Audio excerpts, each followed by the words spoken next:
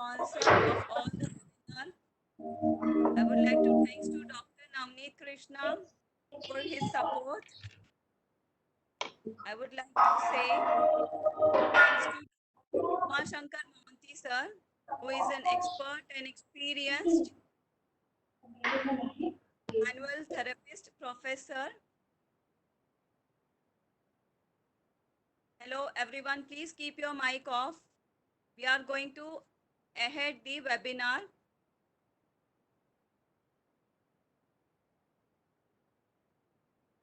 Dr. Uma Shankar Mohanty sir, are you there? Yeah, I'm there. Can you see me? Yes, sir, I can see. Okay. Sir, can we start the webinar? Yeah. Yes. Thanks, sir.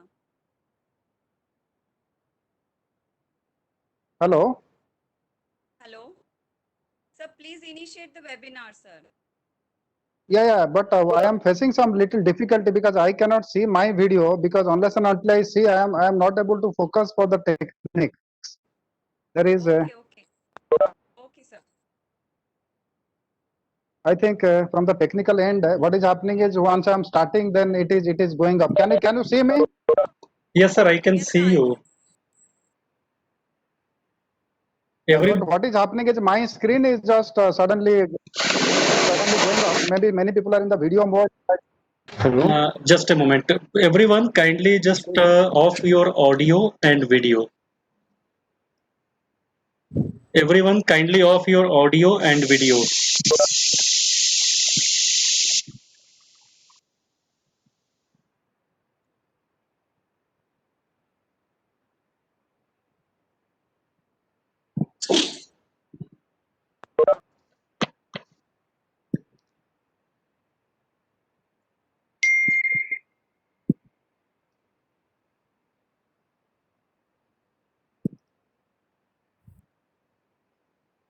Okay. Dr. Navneet, is it fine? Yeah, now it's fine, sir. Yeah. Right. So, at first, I will wish a happy World Physiotherapy Day to all the physiotherapists of the world, and good evening to all the participants in this webinar.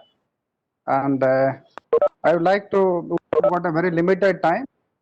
I would like to appreciate the organizer, Dr. Navneet, and all the moderators, Dr. Sita, Dr. Anup, and I think Dr. Sita has already introduced the name of the other moderators who are associated.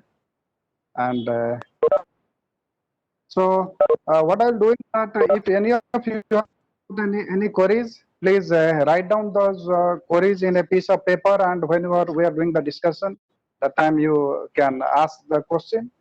And I request that please keep your video mode off, because what is happening is my screen is going off, and then it becomes difficult for me to see the exactly what I'm going to present. So okay, so lie down. So with me I have Dr. Basudev and Dr. Ani, who are helping me for the clarity in the presentation. Dr. Ani, please come. Right, and then just put right. So when we talk about the ankle and foot, okay, so I think many people are wishing. I will please request that we are already started the class. Please avoid writing anything in the chat right now, because it will distract all the participants. Very good evening once again. I appreciate your concern. We will discuss next towards the end. Coming to the ankle joint, the ankle motor is the joint between the ankle motor, which is the inferior part of the tibia, and the fibula, which is concave, and it is articulating with the talus, which is the convex. And here the convex surface is moving with respect to the convex. Another important aspect is that the anterior part of the talus is more wider and the posterior part is narrow. So the foot is more stable during the dorsiflexion and it is unstable in plantar flexion because the anterior part of the talus is more wider. So obviously during the dorsiflexion, the wider contact with the tibia and the femur.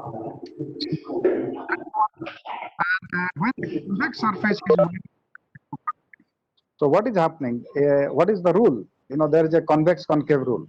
If you want to increase the dorsiflexion, for increasing the dorsiflexion, we have to give the anterior to posterior glide.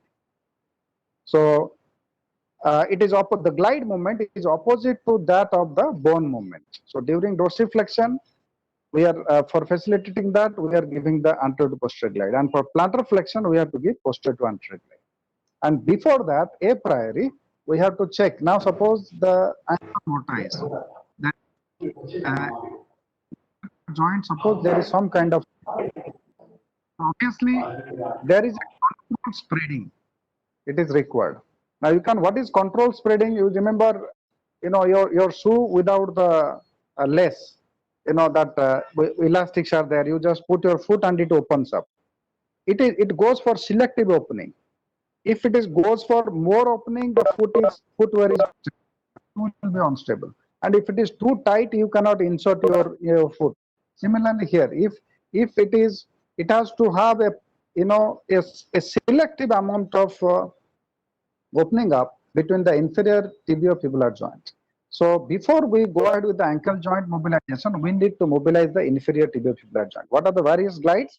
We have to give the epiglide, anterior to posterior glide from the lateral malleolus anterior aspect. You apply anterior to posterior glide, and then we have the PA glide from the posterior aspect. We give posterior to anterior glide. Then we have got the cephalic glide also and caudate glide also. So these are the various glides for the inferior tibiofibular joint, and then we have the ankle ankle joint where we are giving the PA glide and epiglide.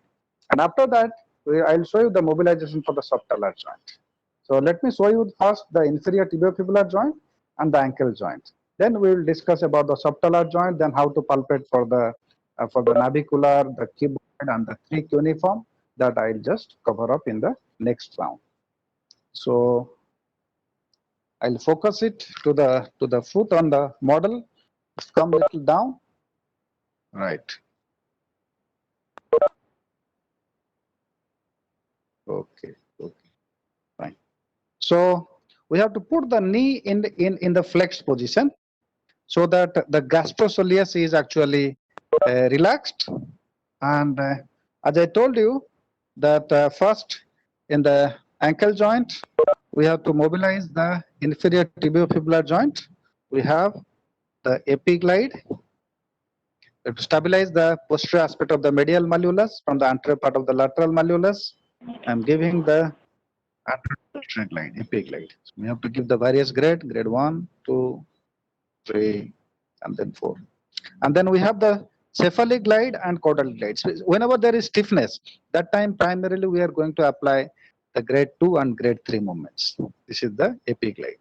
And then the cephalic glide, we have to take the foot for eversion. When we take it for eversion, then it is going for cephalic glide. See, we palpate here, taking the foot for eversion. With eversion, there will be cephalic. We have to give the various glades. Then the caudate glides. And then the PA glide, side lying position. The subject goes side lying position, and then from the posterior aspect of the lateral malleolus, place the palm of the thumb, reinforce, and give posterior to anterior glide. PA glide. So that's about the inferior tibiofibular joint, that is the ankle mortise. And then I just tell you to recall it. Just mobilize this inferior tibiofibular joint. And next step, I'm going to mobilize the ankle joint. As I told, for dorsiflexion, epiglide, and for plantar flexion, we have to give PA glide. So stabilizing the anterior aspect of both the malleoli from the posterior aspect of the talus, I'm giving posterior to anterior glide. So You can see here. Just focus, yes. Right. So obviously it will be creating hindrances. So I'm just showing on the skeleton so that nothing can be more clearer than the skeletal display, that stabilizing the anterior part of the both the malleoli and giving posterior to anterior translation. And for epiglide, anterior to posterior translation. So for the epiglide, you see, for dorsiflexion, stabilize the posterior aspect of both the malleoli from the anterior part of the talus, give anterior to posterior translation. So that's about the ankle joint. The next coming to the subtalar joint. In the subtalar joint, you see the subtalar joint is between the talus and the calcaneus. And this is the sustentaculum tali. You know, in the gait cycle, heel strike, the first part heel strike comes, and then obviously foot flat, mid stand. So obviously the second step, the load transfers. The first joint where the load transfers is the subtalar joint. So it is very, very important. And so you can give what are the various glides. We have several glides are there. One is posterior to anterior glide. You see here posterior to anterior glide. Stabilize the anterior part of the talus and posterior aspect of the calcaneus, giving posterior to anterior glide. And then we have the anterior to posterior glide. The first wear space is kept at the anterior aspect of the inferior aspect of the calcaneus, and you stabilize the posterior aspect of the talus, and then you give anterior to posterior glide, epiglide. And then we have the lateral glide and the medial glide. And then the 4 glides, and then we have got the caudad and cephalad. So one is distraction and compression. When there is instability, that time we have to compress. You know, along with that, we can go for the taping techniques. So distraction and compression. So AP, PA, medial, lateral, distraction, and compression. So that's what I'm going to demonstrate now. And just focus here. Right. Okay. So the subtalar joint, the talus and the calcaneus. Right. So there is yes. We can give is the PA glide. Stabilize the anterior part of the talus and posterior aspect of the calcaneus and giving posterior to anterior glide. So hind foot plays a very crucial role in the foot stability and foot biomechanics.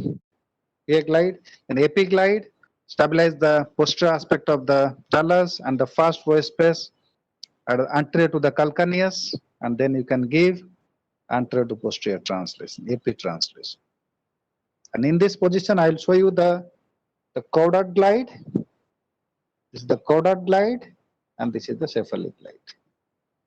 Caudad glide, whenever there is arthritis, when there is a lot of compression is there, that time you can give the caudal. When there is instability, you can give the cephalic glide. And then we have the lateral glide and the medial glide. See the lateral glide, the lateral aspect of the talus is stabilized, and from the medial aspect of the calcaneus, I am giving the glide lateral. In case of calcaneum varum, when it has come medially, we have to give the lateral glide. Sideline. In case of calcaneum valgum, which is associated often with the flat foot, you can give the medial. So once again on the skeleton, let me just demonstrate to you that subtalar joint can give the PA glide, AP, caudad, cephalad, lateral glide, and the medial. Okay. Now next is we have finished the. You see here we have finished the ankle joint. We have finished the subtalar joint. Next coming to the mid-tarsal joint. Next coming to the mid-tarsal joint. So the mid-tarsal joint, what do we see? Talonavicular and calcaneocuboid. You can see from here. Talonavicular and calcaneocuboid. Mid-tarsal joints. So what we do, we have I'll tell you how to palpate for the navicular bone. This is very important in case of pronated foot. In case of flat foot, you can see that there is navicular drop. Pronated foot, the navicular bone comes down, and certain times you can see that there is a lot of prominence. According to the Wolff's law, Wolff's law in biomechanics, whichever part of the bone is more stressed, that part of the bone becomes more prominent. That is a Wolff's law in biomechanics. So obviously, what happens when there is weight bearing, that part gets the tubercle gets more hypertrophied, and sometimes a lot of enthesopathy happens, swelling happens there.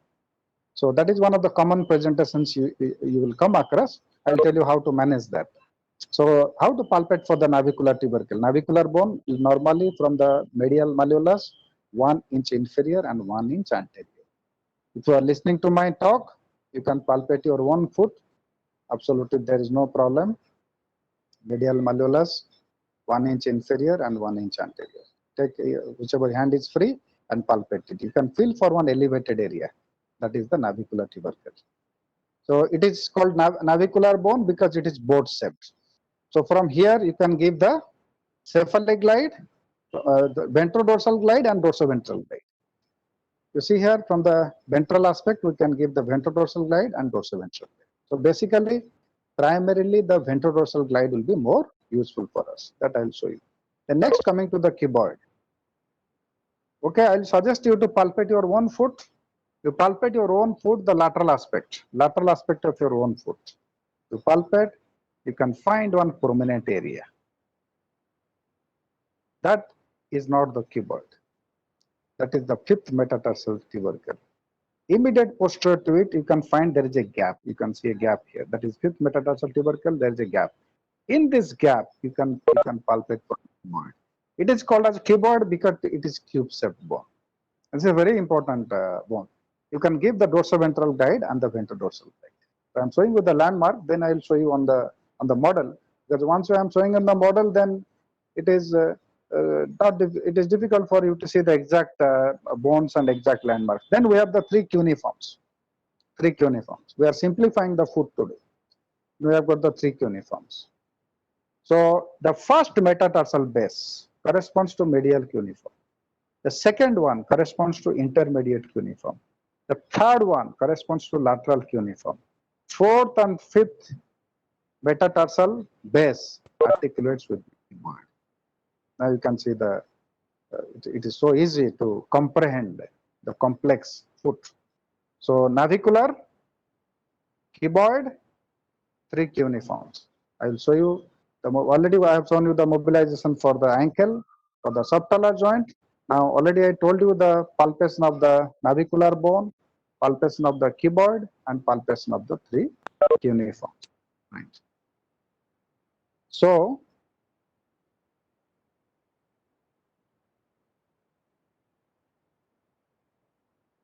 okay.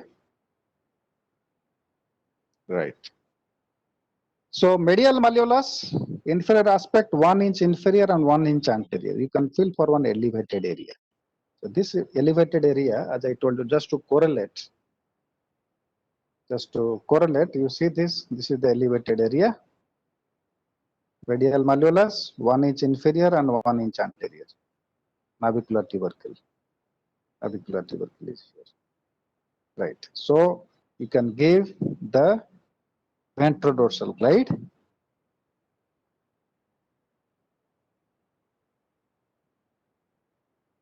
Give the various grades, grade 1, 2, 3, 4. Especially as I told you, in case of pronated foot, this ventrodorsal glide is very useful. And after this, you can go for some tapping techniques.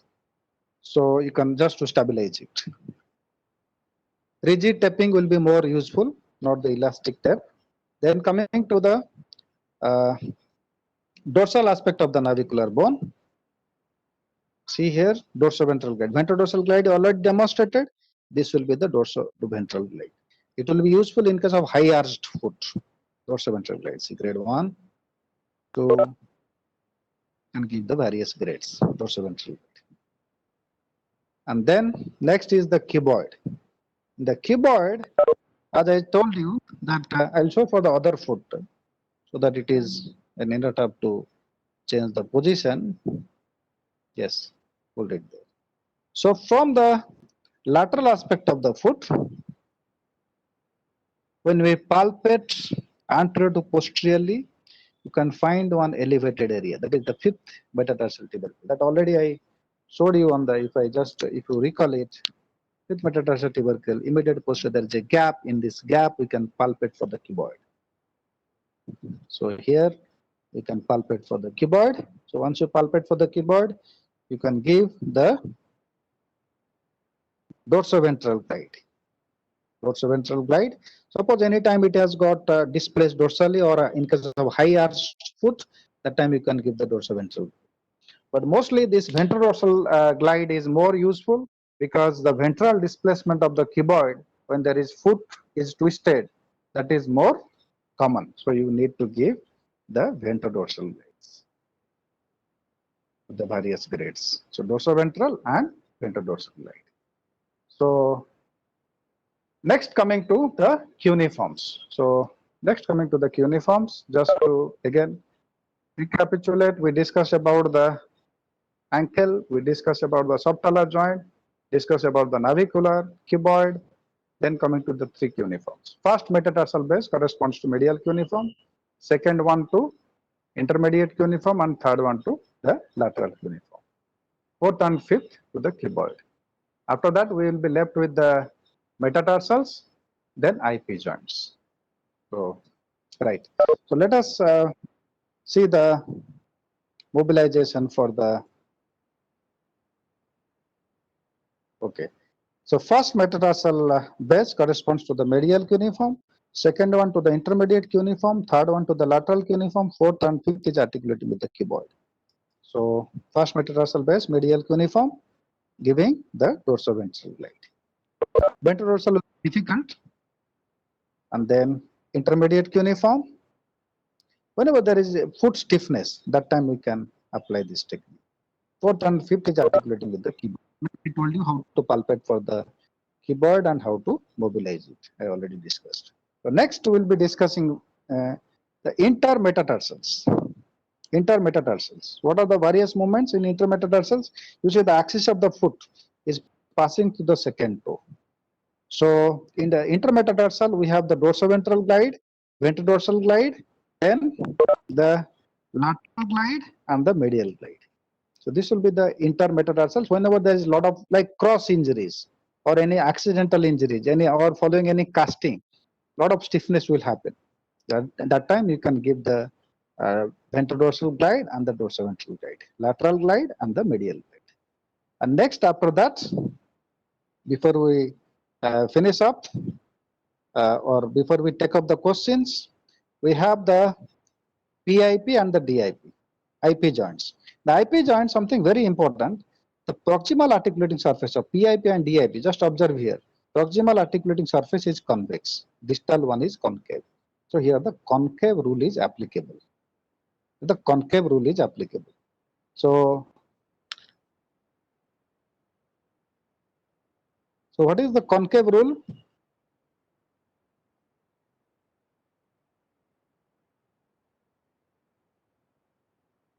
Yes. What is the concave rule? In the concave rule, if we have to increase the flexion, concave rule, for flexion we have to give dorsoventral glide, and for extension we have to give ventrodorsal. For flexion dorsoventral and for extension ventrodorsal.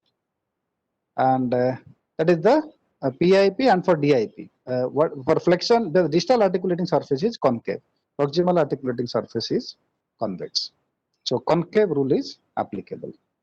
Right. So here you just focus. Okay. So we have for the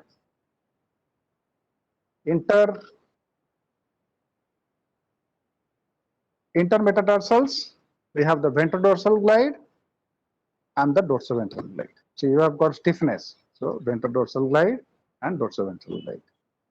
And then this is the, from the axis is here, lateral glide and medial glide. Together we can apply. Away from the axis. Axis is to the second toe. Lateral glide and the medial glide. Then for the PIP and DIP, as I just mentioned, PIP and DIP, You see here, the proximal articulating surface is convex and distal one is concave. You want to increase the flexion dorsoventral guide and for extension ventrodorsal.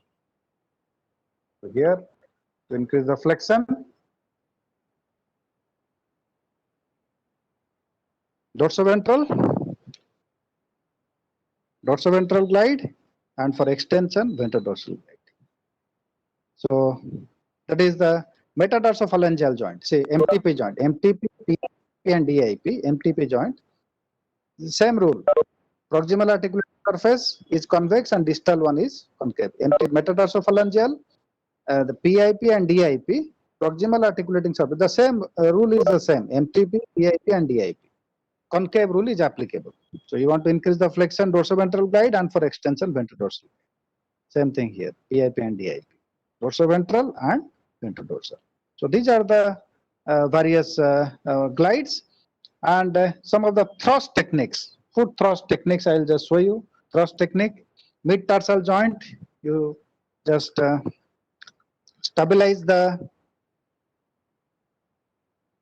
mid-tarsal, stabilize the calcaneus, hold the forefoot, take it for eversion, and then you can give a thrust. Eversion and thrust. Similarly, for the ankle joint, for increasing the dorsiflexion, stabilize the posterior aspect of both the malleoli, anterior to the talus, go to the loose pack position. After you mobilize, you can give a thrust. You want to increase dorsiflexion, anterior to posterior thrust apply. For plantar flexion, posterior to anterior thrust. So there are a lot of stabilizing tests and all are there for the various ligamentous instabilities. Okay. And in case of ligamentous instability, I'll tell you, especially the lateral ligament gets affected. The lateral ligament has got the ATFL, anterior talofibular calcaneofibular ligament. So whenever there is instability, that time we can give the glide to the, it usually comes the lateral malleolus anterior and inferior. You have to apply the glide posterior and superior. Right. So I'll just take you through. That is what these are the important manual therapy techniques for the foot, and I think now I'll take some questions if it is there, and I'll, before we just wind up, I'll show. This is my book on clinical symposia in manual therapy, and there are 16 important topics. Ankle and foot, I'll show you some of the important techniques just to revise it. I have explained about the anatomy and biomechanics. We have in the foot total 28 bones are there and 55 joints are there, right? And what are the various glides? You can see this. This is the AP glide, already I explained in the ankle joint. And then the PA glide, I already explained. Then for the navicular bone, ventral to dorsal glide, useful in the case of flat foot. Then, as I told you, obviously we don't have that much of time to discuss about the tapping techniques, but you can use a Ethaflex, and then the material which is used inside the splint, and then you can support it. Then we have got the tapping techniques for the lateral ligament injury. You can go for this figure of U, Ethaflex, and then support with rigid tape. Keyboard manipulation is there. You can just see it. Right. So these are the important techniques I just covered, and there is another book also I have written, Manual Therapy of the Pelvic Complex. These books are available through Amazon and Flipkart, through also our website, NTFI. You can see that also is availability is there. So now I'll take up the questions. Dr. Navneet, if anybody has got question, please you write it down in the chat box, and Dr. Navneet or any of the coordinators will help me to decipher your questions, and I am going to answer those queries. Dr. Sita or Dr. Swati, anyone can read the question.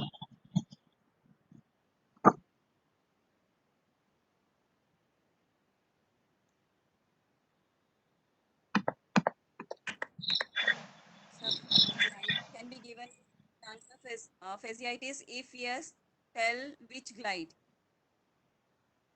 Hello. I cannot hear your voice, Dr. Sita. I think I can hear the Dr. Nobnit's voice more clearly. There may be some issue, so I cannot. Sir, I will repeat the question. Sir, glide can be given in plantar fasciitis. If yes, please tell which glides.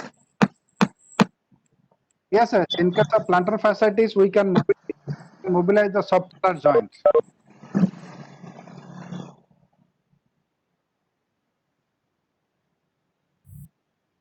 And in case of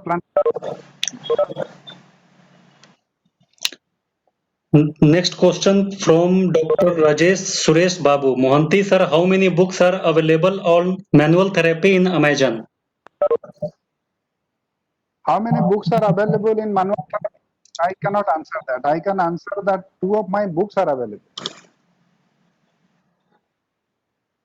Total, who are the other authors? What is their available? I don't want to give any. Yes, sir. Any other queries? No any other question are there. I have just typed if anyone have any question. Yeah, your book, sir. Yes, Mohanty sir, 2 books are there are available on Amazon. Yes. Swati Gautam has written your books are amazingly informative, sir. Thank you, Dr. Swati. Yes, yes. Next question from Navjot Deka. I have enough room. I have enough range of motion in ankle dorsiflexion Yes. when knee is straight, but not enough when knee is flexed. Can I know the region? Not enough.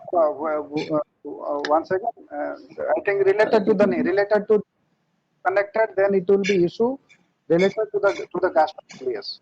So one has to check to the gastrocnemius length. Because gastrocnemius is tight, it is going to restrict the.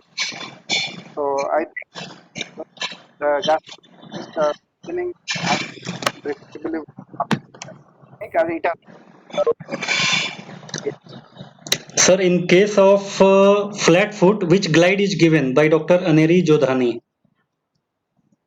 Yes, yes, it's a nice question that already in case of flat foot, primarily we will have in pronated foot, there is a calcaneum valgum, first thing. So we need to give a medial glide for the subtalar, number one. And then the ventral dorsal glide for clavicular bone. Sir, can Yes. glides be given combined with any electrotherapy modalities for pain relief and decreased range of motion? Yes, yes, multimodal approach is always better. So if it is there is some pain, we have electrotherapy modalities like for the TENS, ultrasound, software therapy. And in addition, you can go for mobilization and you can go for technique and tapping techniques. You can apply absolutely no problem. Can Hellas Vegas be corrected to question mark with only glides and Yes, rigid tapping? yes, yes, it can be corrected. I have seen so many patients, and not only that, hallux valgus will be often associated with flat foot and pronated foot. That we need to do the other method also for that. Otherwise, we may correct valgus.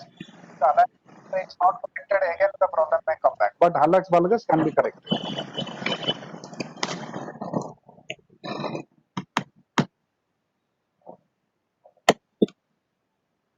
Sir, glides can be given in CTEV. Yes, yes, yes. Yes, it can be given. It has to be given actually. Glides and tapping has to be given. Yes. If pain is felt lateral aspect of foot, which glide is preferred? Lateral aspect of the foot, you need to examine the cuboid. The prime joint in the lateral aspect is the cuboid. So you have to see the cuboid. If it is cuboid ventral displacement, then you go for the ventrodorsal line and thrust. Which glide increases the eversion of foot?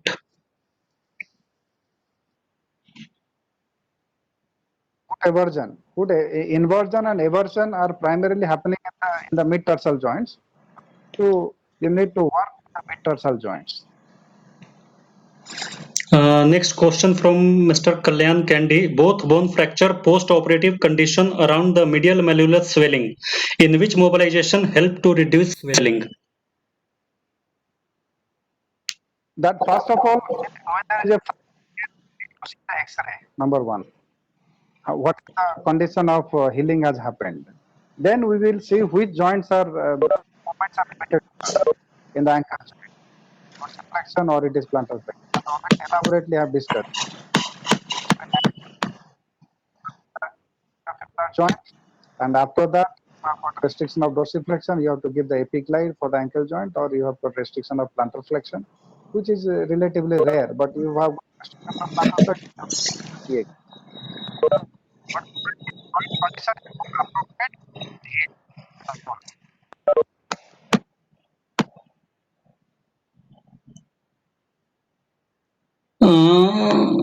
Sir, can we treat TA tendinitis by gliding, and which glide is given? See, TA tendinitis is a soft tissue. We have manual techniques for the soft tissue, for the positional techniques. Not exactly primarily in that. You have to go for the soft tissue techniques.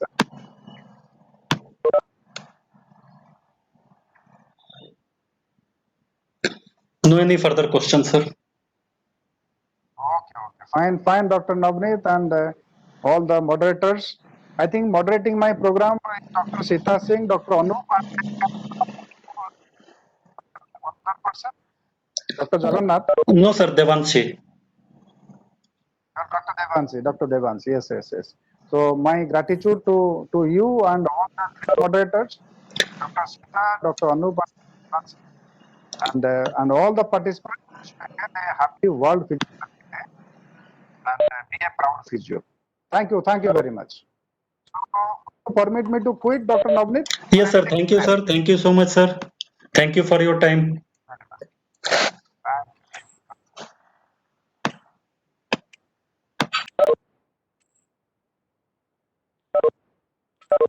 All, hello. All the participants will receive their certificate after 48 hours or within 48 hours. Hello. Hello, yes, ma'am. हाँ Sita madam बोलिए. All the participants will receive their certificate within 48 hours. Okay, ma'am. So not too worried, okay? Okay. And what about my certificate, Sita madam? You will receive, don't worry. Okay, thank you. Okay, I will close the session now. Okay. So please go ahead. Yeah, bye.